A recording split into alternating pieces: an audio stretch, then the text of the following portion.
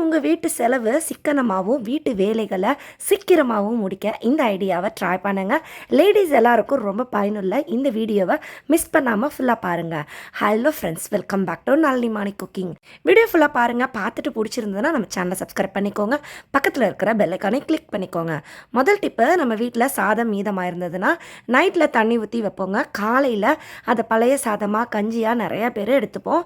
சில பேருக்கு இந்த மாதிரி பழைய சாதம் சாப்பிட்றது உடம்புக்கு ஒத்துக்காது. அப்படிப்பட்டவங்க அந்த பழைய சாப்பாடை வீண் பண்ணாமல் இது போல் பயன்படுத்திக்கலாம். இந்த சாதத்தை நல்லா தண்ணி பிழிஞ்சு எடுத்துக்கோங்க. நீங்கள் மதியம் சாப்பாடு வைக்கிறதுக்கு குக்கரில் வைப்பீங்க, அப்படி இல்லைன்னா சாதம் பாத்திரத்தில் வடிப்பீங்க. அப்படி நம்ம எடுத்துருக்கிற சாப்பாட்டில் இந்த பழைய சாதத்தை கலந்துக்கலாங்க. இப்போ நான் குக்கர் தான் எடுத்திருக்கேன். குக்கரில் அரிசி தண்ணியெல்லாம் ஊற்றிட்டு நம்ம எடுத்து வச்சுருக்கிற அந்த பழைய சாதத்தை தண்ணி பிழிஞ்சிட்டு சேர்த்துக்கோங்க. இதில் நீங்கள் எந்த அளவு அரிசி வைப்பீங்களோ அதுக்கு தகுந்த தண்ணி வச்சா போதும். இந்த சாப்பாட்டுக்குன்னு எக்ஸ்ட்ரா தண்ணி வைக்க தேவையில்லை. இதுவே நீங்கள் வடிக்கிறீங்கன்னா சாதம் வெந்த பிறகு இந்த சாப்பாடை தண்ணி பிழிஞ்சிட்டு சேர்த்துக்கோங்க. இதனால நம்மளோட சாப்பாடு மறுபடி நல்லா சுட சுட கிடைக்குங்க.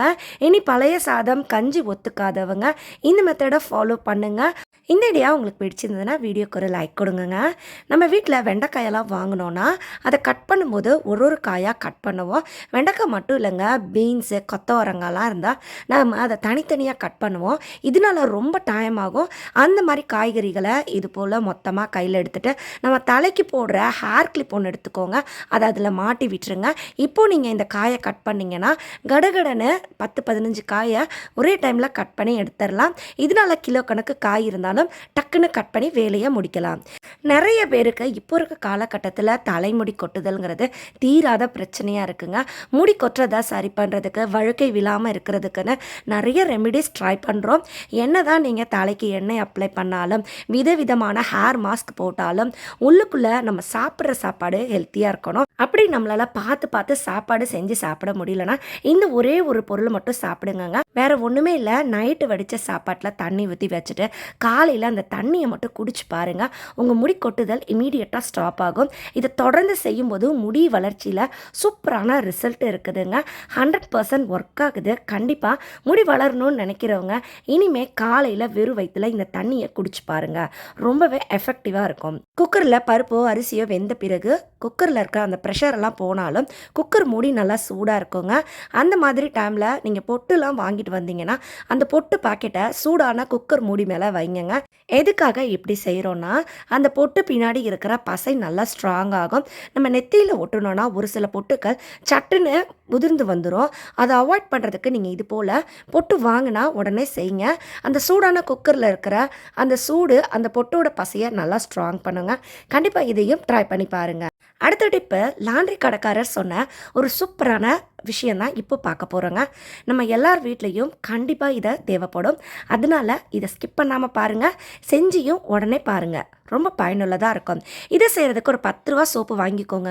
நான் இப்போ எடுத்துருக்கிறது பாத்திரம் தேய்க்கிற சோப்பு தாங்க. இப்போ ஒரு பக்கெட் எடுத்துருக்கிறேன். இந்த பக்கெட்டில் ஒரு 2-3 லிட்டர் அளவுக்கு குடிக்கிற தண்ணி சேர்த்துருக்கேன். அதாவது ஆரோ வாட்டர், இல்லை குடிக்கிறதுக்கு நீங்கள் எந்த தண்ணி யூஸ் பண்ணீங்களோ சேர்த்துக்கோங்க. இதில் நம்ம வாங்கியிருக்க அந்த 10 ரூபா டிஷ்வாஷ் சோப்பை நல்லா இந்த மாதிரி தண்ணியில் போட்டுருங்க. இதை ஒரு நைட்டு ஃபுல்லாக அப்படியே விட்டுருங்க. இது அப்படியே ஓரமாக இருக்கட்டும். இப்போ நம்ம ஒரு இடிகள் எடுத்துக்கலாம். இதில் ஆலம்னு சொல்லுவாங்க, அதாவது படிகாரக்கல். அந்த படிகாரம் ஒரு சின்ன துண்டு எடுத்துருக்க, அதை நல்லா இடித்து பவுடர் பண்ணி எடுத்துக்கிறேன். நல்லா பவுடர் பண்ண இந்த படிகார பொடியை இது போல் ஒரு பவுலில் மாற்றி வச்சுக்கோங்க. இது கூட அடுத்தது ஒரு பொருள் சேர்க்க போகிறோம். அது என்னென்னா லெமன் சால்ட்டுன்னு சொல்லுவாங்க. அதுதான் சேர்த்துக்கிறேன். கடைகளில் சூப்பர் மார்க்கெட்டில் அவைலபிளாக இருக்கக்கூடிய ஒரு பொருள் தாங்க. சப்போஸ் இது உங்ககிட்ட இல்லைன்னா எலுமிச்சை பழச்சாறு சேர்த்துக்கோங்க. ஒரு எலுமிச்சை பழத்தோட சாறு இது கூட சேர்த்துக்கோங்க. இப்போ இது 2 பொருளையும் சேர்த்த பிறகு நல்லா மிக்ஸ் பண்ணி இதை ஒரு ஓரமாக வச்சுடுங்க. இப்போ நம்ம அடுத்து இன்னொரு பவுல் எடுத்துக்கலாம். இன்னொரு பவுல்லையும் நான் ஏற்கனவே சொன்னா போல் அந்த சிட்ரிக் ஆசிட், அதாவது லெமன் சால்ட்டு தான் சேர்த்துருக்கேன். இது கூட நல்லா ஒரு 2 ஸ்பூன் அளவுக்கு கல் உப்பு சேர்த்துருக்கேன்.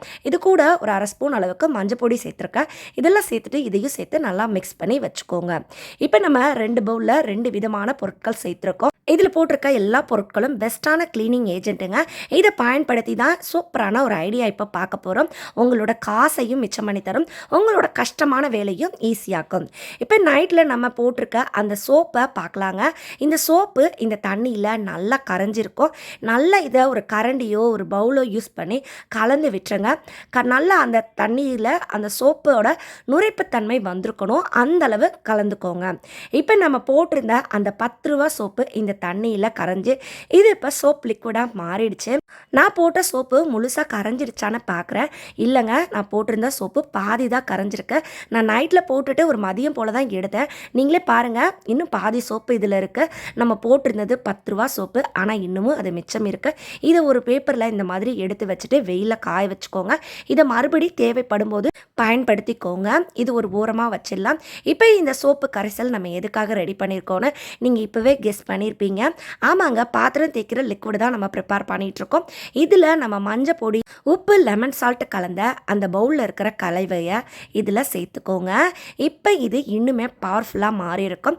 கடைகளில் வாங்குகிற லிக்விடில் நிறையா கெமிக்கல் கலந்துருப்பாங்க நல்லா க்ளீன் பண்ணுறதுக்காக. இதுவே நம்ம வீட்டில் ப்ரிசர்வேட்டிவ் எல்லாம் இல்லாமல் இதை ரெடி பண்ணுறோம்.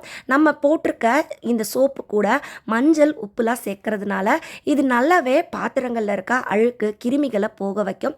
மஞ்சத்தூள் சேர்த்துருக்கிறதுனால பாத்திரம் பளிச்சுன்னு இருக்கும். நல்ல அந்த வாடை எதுவும் இல்லாமல் வாசனையாகவும் இருக்கும். இந்த கலவையை நீங்கள் ஒரு பாட்டிலில் ஊற்றி வச்சுக்கோங்க. வெறும் 10 ரூபா சோப்பில் தாங்க இந்த லிக்விடை ப்ரிப்பேர் பண்ணியிருக்கோம். இதுவே பாத்திரம் தேய்க்கிற லிக்விட் இந்த பாட்டில் அளவு வாங்குறீங்கன்னா 200 ரூபாய்க்கு மேலேங்க. வெறும் 10 ரூபா செலவு பண்ணிங்கன்னா இது போல் உங்களுக்கு 3லேருந்து 4 பாட்டில் அளவுக்கு இந்த லிக்விட் கிடைக்கும். நான் இதில் மீதி கூட இன்னும் சோப்பு வச்சுருக்கேன். நீங்களே பாருங்கள் எந்த அளவு லிக்விட் கிடச்சிருக்குதுன்னு. இதனால நம்மளோட காசு மிச்சங்க. பாத்திரங்களும் சும்மா பலன்னு மின்னுங்க. பாத்திரங்கள் நல்லா ஹைஜீனாக க்ளீன் பண்ணும். பாத்திரங்கள் கிருமி தொற்று இல்லாமல் நல்லா உங்களுக்கு ஷைனாக வெள்ளி போல் மின்னுங்க. இந்த மாதிரி மெத்தடை ட்ரை பண்ணி பாருங்கள். இந்த ஐடியா உங்களுக்கு பிடிச்சிருந்ததுன்னா இந்த வீடியோவை உங்கள் ஃப்ரெண்ட் அண்ட் ரிலேட்டிவ் கூட ஷேர் பண்ணிக்கோங்க. அவங்களும் தெரிஞ்சுக்கட்டும், அவங்களுக்கும் யூஸ்ஃபுல்லாக இருக்கும். இதே மெத்தடை நீங்கள் துணி துவைக்கிற சோப்புக்கும் ட்ரை பண்ணலாங்க. நீங்கள் நைட்டில் இதே மாதிரி ஒரு பெரிய பாத்திரத்தில் 2லேருந்து 3 லிட்டர் அளவுக்கு தண்ணி எடுத்துக்கோங்க. அந்த தண்ணியில் துணி துவைக்கிற சோப்பு ஒரு கட்டி இது போல் போட்டு விட்டுருங்க. என்கிட்ட இருக்கிற இந்த சின்ன துண்டு சோப்பு தான் போட போகிறேன். நீங்கள் துவைச்சிட்டு மீதம் வச்சுருக்க சோப்பு இருந்தால் கூட இப்போவே செஞ்சு பாருங்கள்.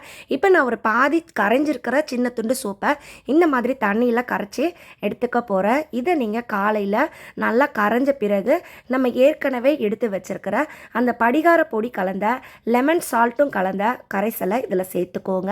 இந்த படிகாரம் துணிகளில் இருக்கிற விடாப்பிடியான கரை போக வைக்கும். லெமன் சால்ட்டும் நம்ம துணிகளில் இருக்கிற விடாப்பிடியான கரை அழுக்கெல்லாம் போக வைக்கும்.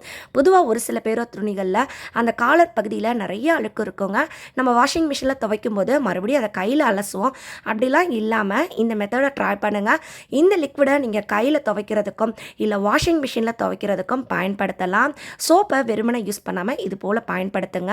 இனி நீங்கள் கடைகளில் சோப்பு வாங்கினா உடனே இதை செய்யுங்க. இதனால் உங்கள் காசு மிச்சம், உங்களோட குடும்பமே உங்களை பாராட்டும். இந்த வீடியோ பிடிச்சிருந்தால் லைக் பண்ணுங்கள், ஷேர் பண்ணுங்கள், நம்ம சேனலை சப்ஸ்கிரைப் பண்ணிக்கோங்க.